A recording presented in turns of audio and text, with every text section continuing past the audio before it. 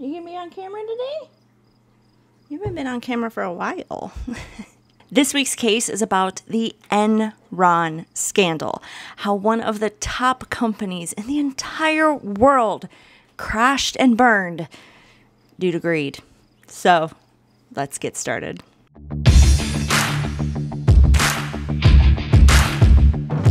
Hello everyone, my name is Brandy, and it's time for a video. I forgot my intro, it's been so long. It is time for a true crime case, mystery, or paranormal story, along with one or more of my fabulous felines. If you're a returning subscriber, welcome back, my feline friends, and a big shout out to my feline fans for helping support this channel. If you missed my community post, I have been MIA for a while. A family member was diagnosed with cancer, and it took me a while to kind of process that news. So I wasn't in a place to talk about true crime or anything like that. And so thank you for, letting me have that space. The good news is we know more information now than we did at the time, and the diagnosis is a type of cancer that's very slow growing, and with proper treatment, it really shouldn't affect the longevity of their life. So that is good news. So yay. Cancer sucks, but I guess this is kind of the best possible outcome with the treatment. So anyway, that's just an update. No, I'm not going to tell you which family member it is because it's not my story to tell. So, but it is a close family member, so hence why it took me a while to process. But we're going to move on. I also got a question. A feline fan had reached out to me and said, because I wasn't doing videos so much that they were thinking about canceling their membership, but they felt bad and bought.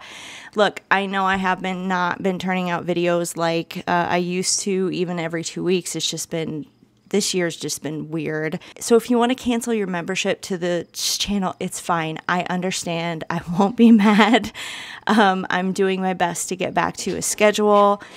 So again, thanks you for bearing with me, but I don't know what life's going to throw at me next. So it's really challenging me. But like I said, if everybody cancels their membership, I'll just not do memberships for the channel, because I do understand, like, if I'm not doing videos, you're not really getting anything out of it. So it's okay.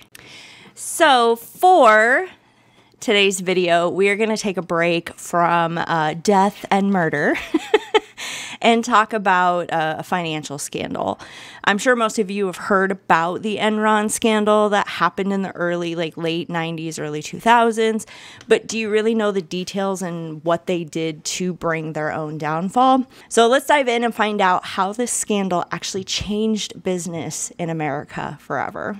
So this story starts in 1986 when two companies decide to merge. Those two companies were the Houston Natural Gas Company and the Intra-North Incorporated, which was out of Omaha, Nebraska. Now, Kenneth Lay, he was the CEO of the Houston Natural Gas, so he took over and became the CEO of the newly formed merged company that they named Enron.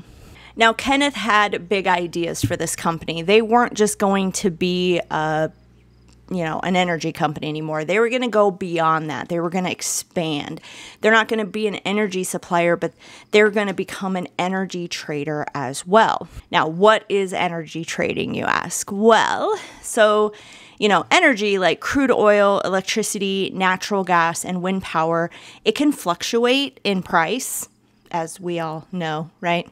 So an energy trader will actually buy or sell shares of this energy based on, a whole bunch of data points and data and all this stuff to determine what the cost of these energy shares will be in the future, to make money on, right? So for example, if an energy trader sees that the weather forecast where a heat wave is coming in a specific area, excuse ghost tale here. So the weather forecast is saying, hey, there's going to be this huge heat wave, or maybe there's going to be a drought or something like that. The trader will buy up all these shares of the energy before the, drought or the heat wave happens at the current price that it is today, which would be a lower price.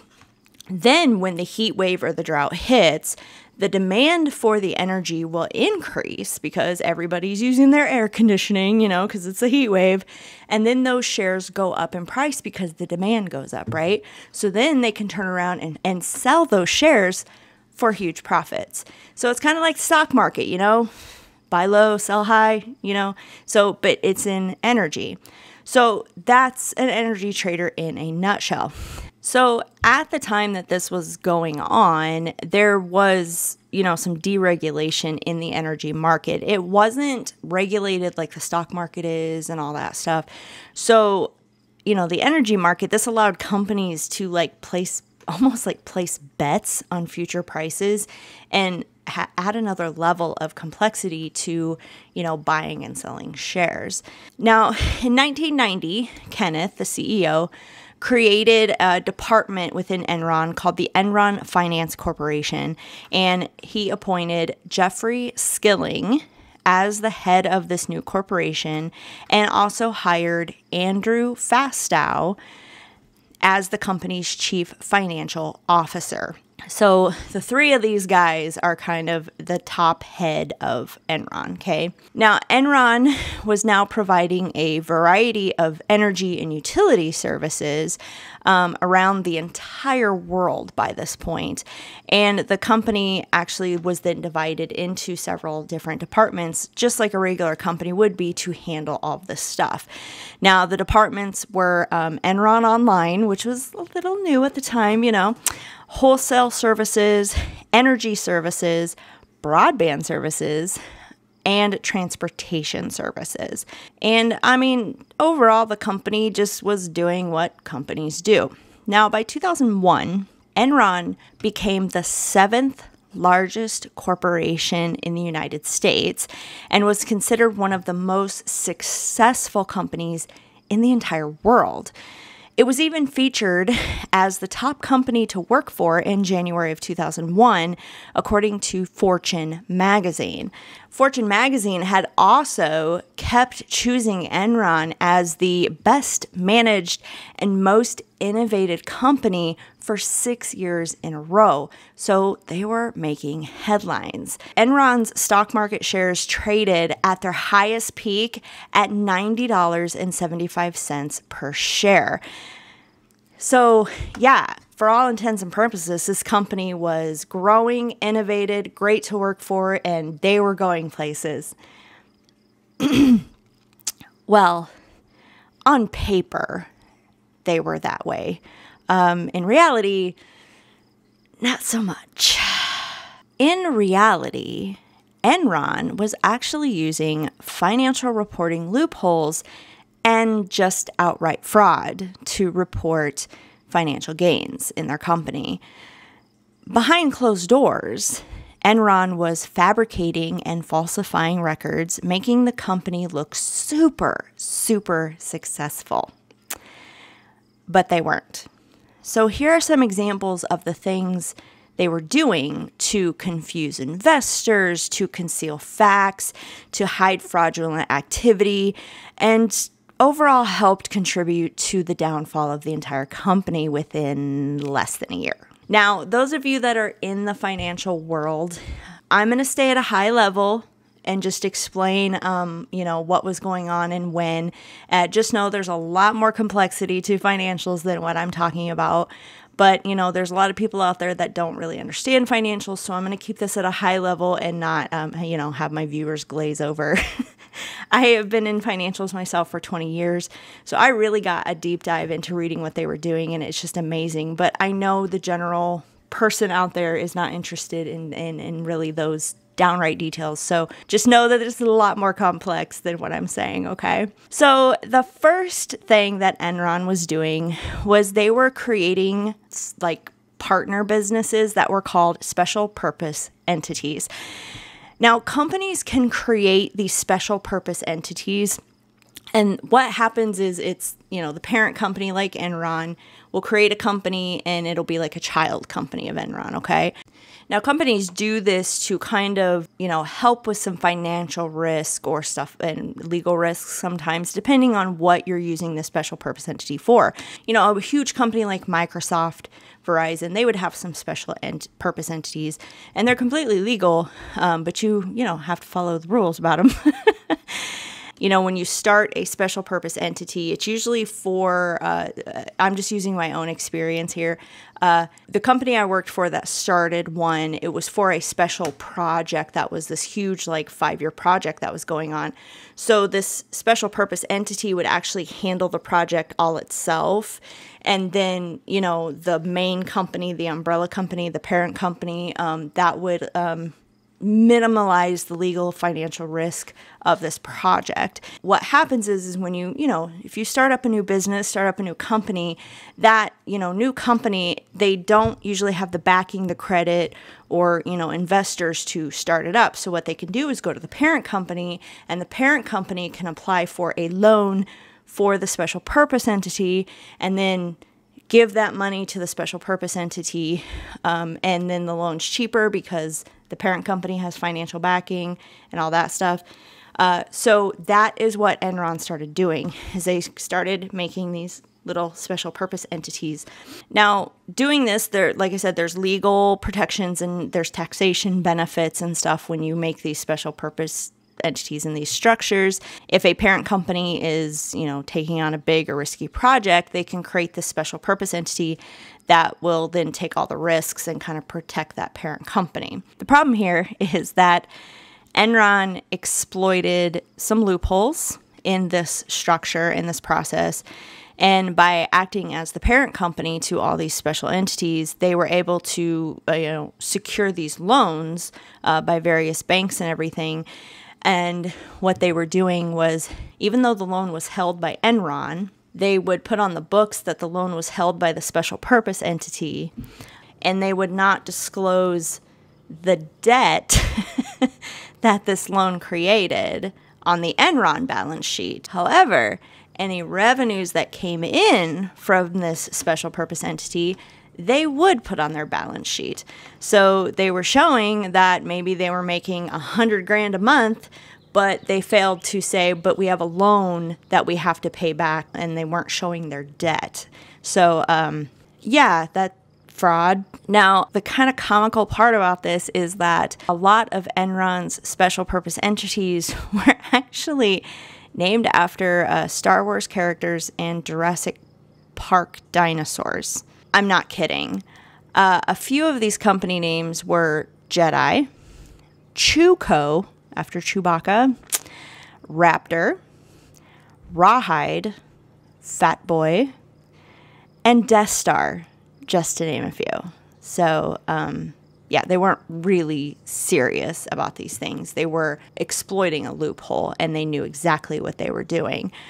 Enron would end up with 3,000 of these special purpose entities by the time that they went bankrupt. And 800 of these special purpose entities were offshore, to avoid specific U.S. laws and such. So the other problem with this is that these special purpose entities were so complex and interconnected to each other that if someone, even a professional auditor, was to go in and try to unravel all the financial on these, you'd end up having to unravel a dozen more special entities connected to one special entity just to get down to the bottom line, and it was a mess. But they did this on purpose. If an auditor was to come in and they were like, wow, I need you to help me with this, it's very easy to, lean on Enron executives to explain something away. They knew what they were doing. The next thing that they were doing was just overall bad financial practices, aka fraud. So Enron would inaccurately describe contracts and relationships with customers. For example, Enron would record one-time sales. Okay, we, sold this property to this person. It's a one-time sale. Here's your money. We're done, right? they would log it as reoccurring revenue. And for contracts, if the contracts like ended, they would intentionally kind of maintain this ended contract or this expired deal to avoid having to do like a write-off in a given time period. So if they were having like a bad quarter, they'd act like these long gone contracts were still in place, showing revenue that was really not coming in. So yeah, outright fraud. Another issue they were having is they had actually poor compensation agreements. So, salaries to their employees. So Enron's compensation agreements with their employees were based on like these short-term sales, right? So think of compensate, you get commission for sales, right? But they never took into consideration that there's this long-term validity that you have to take account for. So employees would receive, commission for their sales, or they would receive kind of, overall company-wide bonuses because the stock price was up. If a company's doing well, they sometimes give employees bonuses. The problem is that when you became a manager above a certain level, you got these huge bonuses and payouts based on how the company was doing in the stock price, which was sometimes more than the actual sales. So let's say a salesman, goes out and he makes a sale for 10 grand. Okay. Let's say that his commission on that is 2%. So $2,000 goes to the salesman, and now we have $8,000 left that should go to the company. It went to the company all right, but the problem is there was evidence that based on this one sale, all these upper management people were getting these huge bonuses that not only ate up the $8,000, so nothing actually went to the company to pay bills. So there was evidence, though, that a bunch of management employees got these bonuses for this one sale, but the bonuses would equal more than the remaining $8,000. So all these executives were getting paid off this sale, but there was no money left to pay them with. And it just, again, it's just bad bookkeeping, fraud, everything else. Now, due to Enron's kind of, compensation agreement and the way they had, there was a lot of employees that, strived to be in that management position to get those huge bonuses, right? So in the end, the company was like flipped upside down. There was a lot more management and executives than there was just salesmen and employees, like standard employees. It's almost like a pyramid, right? And it was flipped on its head. So there was just, the money was not there to sustain these bonuses and management pay. The next thing Enron was doing was that they were actually overpromising their services. So Enron at the time, they were actually in an excellent position when the emergence of the internet kind of became commonplace. They were in the right place at the right time. And they jumped on the whole, broadband market. Now, the broadband department of Enron actually made real revenue. It was not faked, and it put that company in an actually great position and probably could have just saved everything if they just would have stopped their crap. But Enron was a little too optimistic, and they overpromised on services. When they told an entire community that they'd have broadband next month, they couldn't deliver on those services due to, staff, permits, all that stuff. And it actually made a lot of people mad. So then they kind of got this reputation in the broadband market, and people actually started, not paying for broadband anymore, or investors started pulling their money back. So they had a good thing, and they lost it by overpromising services. The final thing, this is just the main things they did. It's not the final. They did a lot of things bad. But the final thing we're going to talk about what they did was just poor corporate governance. So poor corporate governance overall is the main reason for the downfall of Enron. Now, a woman named Sharon Watkins, she was the vice president of Enron at this time. She was the only one actually speaking out about the financial issues and practices that she was seeing, and we'll get more into her later. But the problem is Enron executives were intentionally ignoring her, which was kind of the tone set by Kenneth Lay, the CEO.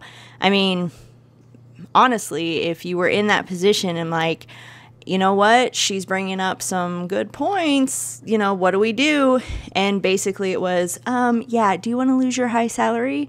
You want to lose your bonuses? Then keep your mouth shut. She don't know what she's talking about, right?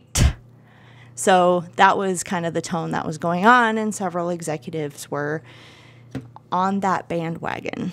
So in January 2001, Enron was at the top of their game. Everybody thought they were the best company in the world, and yeah. By February of 2001, Kenneth Lay had stepped down as the CEO, and Jeffrey Skilling, he was the one that was heading up the Enron Finance Corporation, he took over as CEO. And that quarter, that Enron had reported a profit of $536 million. Okay, we all know that was fake, but that's what they were reporting. Jeffrey Skilling had advised that Enron should change their financial accounting practices. Not based on what Sharon Watkins said. No, he wanted to actually switch the way they did their accounting. Not to avoid fraud, of course, but to further hide it. You see, he told Enron that they should go from a, traditional historical cost accounting that everybody knows, kind of like you do your checkbook, you got revenue in, you got bills out, that's what the actuals are, to what's called a mark-to-market accounting method. So again, I'm going to high level this, okay? So mark-to-market accounting is a method of evaluating a contract, long-term, or an asset using fair market value. A long-term contract or asset can obviously fluctuate in market value, right? You have your car. They always say you buy a car, the minute you drive it off a lot, it depreciates by what they say, 30, 40% anymore. I don't know. But if it's an old muscle car like our TA that has grown in value and people are willing to spend more, so you can see how cars can fluctuate. This is on anything, contracts, employees, even assets, right? So instead of saying we have this asset and this is what we paid for it, it's basically we have this asset and this is what it's worth based on fair market value. Now, since energy contracts at the time, remember, they're kind of deregulated. Nobody's really looking at them. They're not like common standard contracts that you'd be used to seeing that there's precedence for, It was really easy for Enron to inflate the value, the fair market value price, because it was difficult to determine the actual market value of these things at the time. So let's say Enron gets a contract to provide broadband connections to a community. They could record the market value as $100,000. Obviously, it would be more than that. I'm just using it so it's easy math in my head. But in reality, they only got $60,000 in revenue for the contract because not everybody in the community actually bought broadband, right? So instead of recording their revenue as $60,000, they're recording their revenue as $100,000 because that's the fair market value. Sorry, honey. Oh, goodness. I'm sorry. I know. Sorry, I kind of flipped in. I barely touched her nose, made her sneeze. It's okay. Sorry, honey. Sorry, Jeej. Okay, so they're inflating their costs, so it makes them look like they have more revenue than they actually do. So I'm still baffled why this is a method of accounting, honestly, because it doesn't show actuals. So anyway, honestly, there's a lot more to it. Yes, financial people, there is, but it still baffles me. Okay, so Enron took advantage of this mark-to-market accounting. They would also go on to report that they would actually get 100% of the market value revenue at the time a contract was signed, not when it was implemented or services were given, right? Or they started getting revenue back in. Basically, the day a contract was signed of, hey, we're going to start this project, here's the contract, boop, sign it, they'd report that they got $100,000 that day without even implementing anything. And then they'd go out and sell broadband to customers. So again, fraud. They weren't even implementing the contract yet, and they were showing they were getting revenue for it. 100% of the revenue, by the way, not just a partial of it. This easily allowed Enron to report revenue that they, hadn't actually received yet, and inflated their income statement, which is against General Accepted Accounting Principles, otherwise known as GAAP. So, fraud. So after all this was implemented by Jeffrey Skilling, he was CEO for a couple months, like 5-6 months. And then in August of 2001, he suddenly stepped down as CEO, and Kenneth Lay, the former CEO, took over again. Now, this sudden step down raised eyebrows, especially on Wall Street, because it's like, that's weird. We don't see any, because this is before anybody knew what was going on with Enron. So it was like, why would you suddenly step down like that? But Jeffrey assured everyone that his departure had nothing to do with Enron or anything like that, but it was more for personal reasons. So everybody accepted that and moved on. However, the cracks started to show shortly after. The first crack that started to show was based on the Enron broadband department, because they were in the best position. They were making money, and then all of a sudden they weren't. And they were actually showing massive losses. Now remember, this is the one department they were actually making money in, but they were still inflating that money that they were making because of the mark-to-market accounting method. And, and it caught up with them. They couldn't, keep up the charade anymore. So that quarter, they actually announced that they had a loss in the amount of $102 million.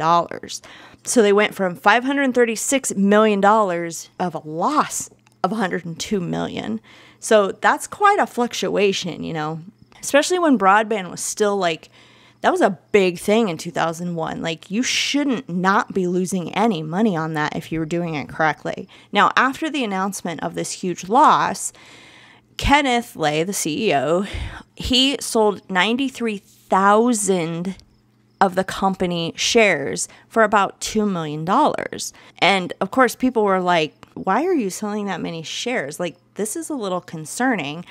But he assured everybody it was, again, personal reasons, and that he kept telling employees in the email communications he was sending out that they should continue to invest in Enron stock, and that soon the price, because the price had dropped a bit due to the losses, but the price is going to skyrocket back up because of their future plans and everything. So just buy the stocks up, Now, eventually it was discovered that Kenneth had sold actually over 350,000 company shares, and he got about $20 million during this time. He was seeing the writing on the wall, and he was just trying to get rid of everything at the time because, as we know, the stock price plummeted after this. Now, due to the massive losses in the broadband department, the vice president, Sharon Watkins, we mentioned her earlier, she took it upon herself to look into Enron's finances a little deeper, and because she was like the same thing, how were we making so much money and now we're not? What happened here? So Sharon goes in and investigates, and you can imagine what she found. She had major issues with the accounting practices being done, and she created a 6-page document on her concerns, and she shared it with Kenneth Lay, the CEO, who just promptly ignored her, told her to go away, right? So she also shared this document with the outside law firm that helped with Enron's legal department and with Enron's accounting firm at the time called Arthur Andersen. Arthur Andersen is a company, not a guy. So the law firm and the accounting firm took a look at that report, and, a couple weeks or so went by, and both the law firm and the accounting firm, Arthur Andersen, came back with a comment that they didn't see any glaring major issues, that, yeah, we could probably tweak this and this, but overall your report is not accurate, or there's nothing to see here, move along kind of thing, right? Sharon Watkins, after all this happened, had went around and actually spoke on the Enron scandal because she was the only kind of whistleblower inside the company at the time. And looking back, she said, I shouldn't have been surprised that both those firms came back and said they didn't see anything wrong. She goes, especially Arthur Andersen, because at the time, Arthur Andersen had actually won a very lucrative non-auditing consulting work for Enron, which was multi-millions of dollars of contract work, and they wouldn't want to jeopardize the relationship by raising any red flags here, right? So again, it all comes down to the Benjamins, baby. Also, I want to say a side note of this article I read, that there was a story where, not only was there a lot of money changing hands, but there was also like real life physical bullying going on. So this one auditor that worked for Arthur Andersen had, come across some things and were questioning them because he worked on the Enron files, and Enron was asking for things that didn't line up with legal federal rules, regulations, all that stuff. And he said one time that they contacted him, Enron executives contacted him and said that they need a letter supporting this $270 million tax credit for this project that they were not doing, but claim they were doing. And the auditor refused to sign it. So Enron executives had a meeting with this auditor and actually locked him in a room until he agreed to create the letter for this tax credit. So, yeah, what are we, in junior high? Like, Jesus. And the guy ended up quitting because he told his superiors, and they were just like, okay, just move on. Here's your severance. Bye. So the company continues on this downfall. It's now October of 2001, and Enron had to report a third quarter loss of $618 million. So now instead of these large profits, they're reporting these large losses. The company then reveals that, it kind of overstated its earnings from 1997 and on. Really? You did? Just from 1997, though, not from the 80s when you started. Okay. All right. Whatever. But anyway, and they need to kind of go back and kind of correct some stuff, right? So this gets the attention of the SEC, which is the Securities and Exchange Commission, and the SEC actually opens a formal investigation into the accounting practices of Enron, right? So now they're all like, oh, shit. We're in trouble because the big boys are coming down now. Federal's coming down. So the company, Enron, announced that they were going to work with the SEC and they're going to go through financial statements from 1997 through 2001 to correct accounting violations that the SEC found just on the surface, so that, we're cooperating. It was a mistake. We're human. It's fine. Okay, whatever. Yeah, when the SEC got in there, the dominoes started to fall big time and fast. In November of 2001, the credit rating agencies reduced Enron's credit rating to pretty much junk status. So basically, the company was unable to get any loans, get any backing from investors, or any type of financial backing from any banks or anything because, they were junk status means like huge financial risk, stay away. So Enron at the time was actually trying to merge with another company to, of course, make their footprint bigger. And it was a company called, forgive me if I say this wrong, Dynegy. So they're another energy company. And the same day that the credit rating agencies, put Enron's credit rating at junk, Dynegy opted against the merger. They were like, whoa, we had the wrong information. And then they refused any future communication with Enron and quickly distanced themselves from Enron, which I don't blame them. By the end of that same day, Enron's stock price had dropped to a mere 61 cents. Remember, their high was $90.75 per share. It was now 61 cents per share. And remember, all these employees bought up all these stocks per Kenneth Lay's suggestion, right? Enron in Europe was the first to file for bankruptcy, and they closed their doors quickly on November 30th, 2001. The rest of the Enron offices filed for bankruptcy on December 2nd, 2001. Now, in early 2002, they were going through, this SEC audit and everything.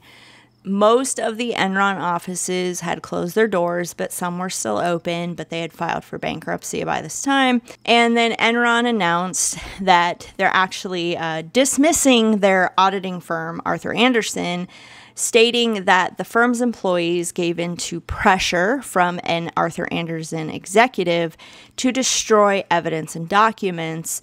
And, Enron was trying to be like, see what we're doing? We're dismissing them because we don't do fraud, and they were doing fraud, and they were just trying to save face at that point. They knew exactly what they were doing. But apparently what happened inside Arthur Andersen, because let's be honest, Arthur Andersen knew exactly what was going on. Several Arthur Andersen employees were sent an email in October of 2001. That's when the SEC announced that they were going to do an audit for Enron. And the email came from an Arthur Andersen company attorney, and in code, he pretty much told employees to destroy memos, correspondence, and other records dealing with Enron.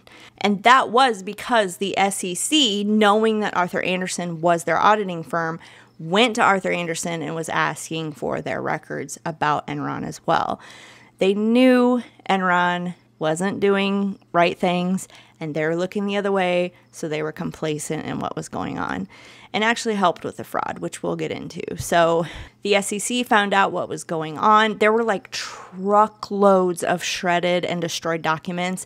They would destroy computers. They would erase hard drives, like anything they could do. The SEC found out what they were doing and put in a court order for them to stop immediately. So there were a lot of records that were lost before the SEC found out what was going on.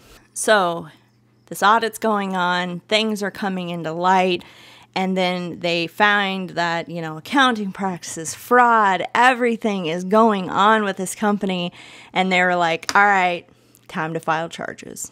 So they got to work on filing charges for the top Enron executives and anyone that might have known what was happening. Now, let me just talk about the regular employees of Enron for a second, okay? So obviously this was on Enron executives. Normal employees, general employees, salesmen, the ones that worked construction, transportation, whatever, they had no idea this was going on from the top. They thought they were working for a great company that was growing, and hey, they were getting paid well too, right? Employees, unfortunately, when this all came down, they lost their pensions, and any stock that they invested in now was worthless. It's now, early 2002, the stock price continues to go down, and it's now at a mere 26 cents per share. Now, there's this one guy, his name was George Maddox. He used to work for Enron as a plant manager, and he had actually long been retired by the time the company imploded on itself. George had his retirement all tied up in 14,000 stock shares of Enron, and it was actually worth at its peak $1.3 million. So he was set for the rest of his life. But once the bankruptcy happened and George saw the stock price plummet, his retirement went from $1.3 million down to $3,600. Can you imagine?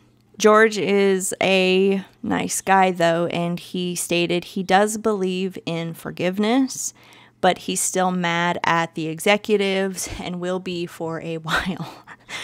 George stated that he and his wife, they lived on a really nice suburban home, and they actually had to sell that house because they could no longer afford it because his retirement was gone, and they had to move into a run-down farmhouse. George makes ends meet by mowing pastures, and his retired wife had to go back to being a substitute teacher, and unfortunately she died in 2008. Now, George and some other employees did sue Enron for everything, and they got a small settlement, but it only amounted to $26,000 each, So even that is nowhere near the $1.3 million you had in your retirement. And he ended up using that money for his wife's funeral. So I feel really bad for George. Deborah DeForge, she worked in Enron's retail department. She ended up having to get her license for a real estate agent. She states she does like her new career, but the sting of losing her pension, it's going to be there for a while. So overall, around $2 billion in pension plans were wiped out for employees. And several employees not only found themselves with no job, but their retirement plans were gone. Bye-bye. And several Enron employees say, besides losing their jobs and pension, what they still get upset about was that the public kind of assumed that all employees were on or knew about this scandal and involved in these schemes. And obviously that's too many people, first of all, to be logical, because somebody's going to say something somewhere, right? So, and the employees said, it was like, you know what? It was a great place to work in the beginning. It was full of innovation and generosity. But unfortunately, a few individuals in top management got greedy and corrupt and had to destroy it for everyone.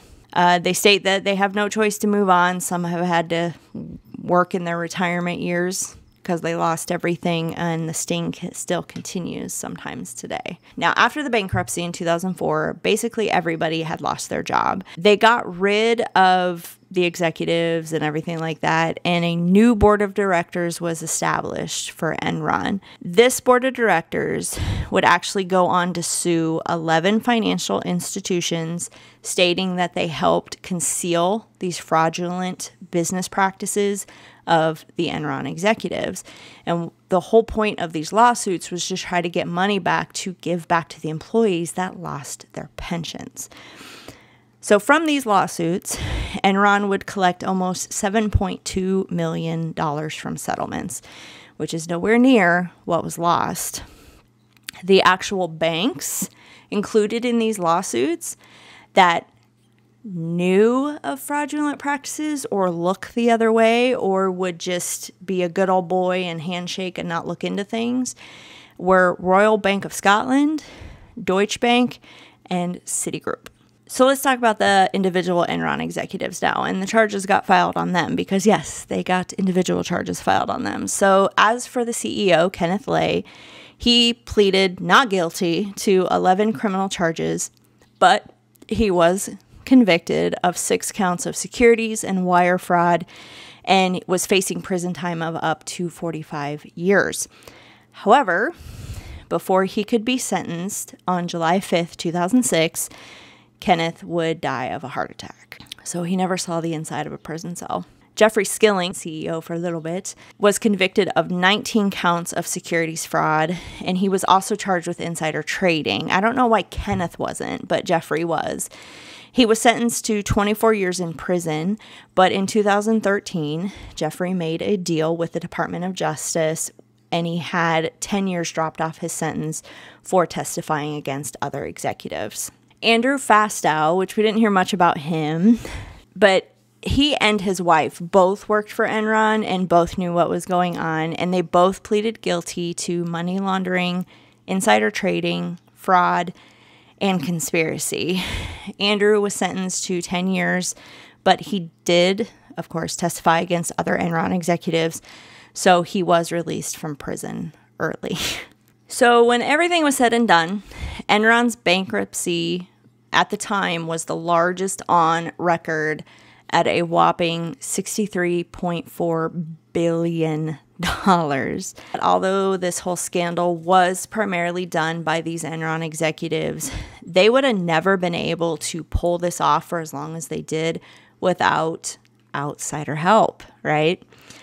The accounting firm of Arthur Andersen was charged with obstruction of justice and was found guilty, but 3 years later, their conviction was overturned by the Supreme Court because David Duncan, he was kind of the main man at Arthur Andersen behind the whole scandal and actually was in charge of the Enron documents and was the one that told his employees to shred everything.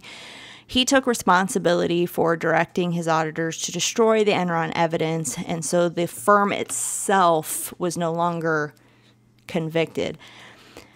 David pleaded guilty to obstruction of justice, and he lost his license to do public accounting indefinitely. Now, the company of Arthur Andersen itself, I don't think it's no longer in existence. I think they just couldn't get over this. Even though the employees of Arthur Andersen tried, like, don't condemn all of us because of, again, some few people at the top with corporate greed. But I think there's a shoot-off, and I think they're just called Anderson or something. I couldn't really find a lot, but I think they're kind of in it, but they kind of stepped away from that name. So everyone from the Security and Exchange Commission, credit rating agencies, and investment banks were accused of having some sort of role of enabling this fraud going on. The SEC was found complacent for having a role, mainly due to its catastrophic failure of oversight.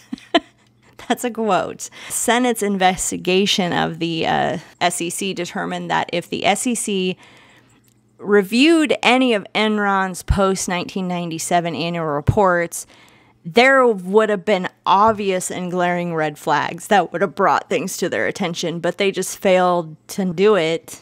And, I'm sure there was some money under the table. The credit rating agencies were also found complicit for having a role in their failure to conduct proper due diligence when issuing the, investment grade rating to Enron's stocks and bonds, especially when they give Enron a A+ rating right before they filed bankruptcy. Again, they weren't looking over things. As for the investment banks, through manipulation, deception, or bullying, or all three, they had helped Enron receive positive reports from stock markets, stock analysis, which brought billions of dollars of investments to Enron. And Enron had paid the investment banks millions of dollars for their services in return for their backing of Enron. So it was one of those, scratch my back, I'll scratch yours. So they were found complacent as well. Now, after the scandal was, done and died down a bit, the word Enronomics was key to describe companies that were caught doing fraudulent accounting techniques after the whole Enron scandal. I think it recently came up with the whole Wells Fargo thing a couple years ago. Another word that came out of this was Enron, where it meant, I'm being Enroned.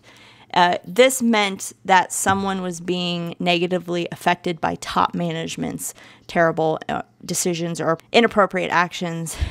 So being Enron could happen to an employee, a stakeholder, a shareholder, or even a supplier. So that word was thrown around a lot as well.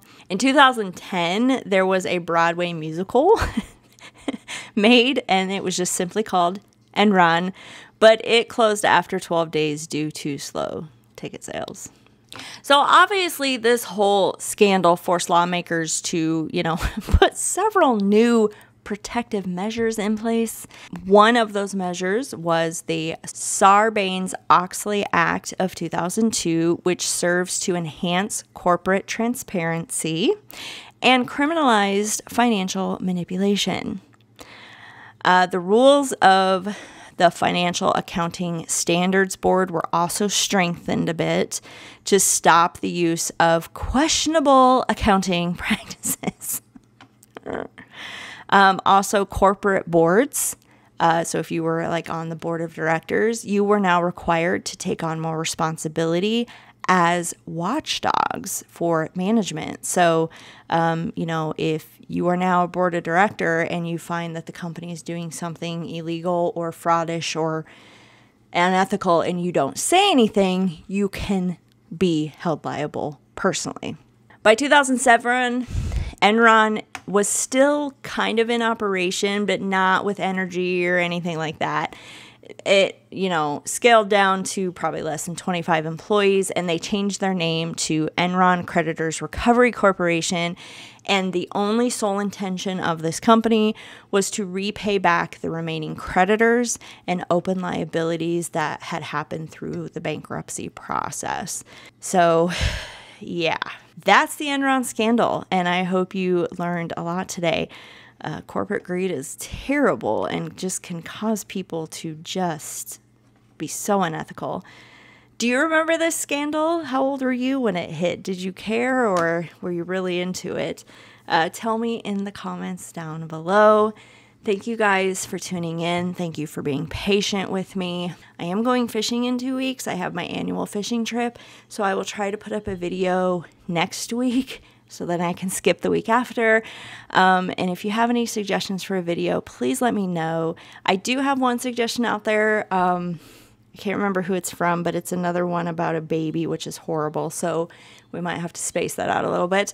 But yeah, I'm going to try to get back on track, guys. So I hope to see you next time, and thank you so much for tuning in.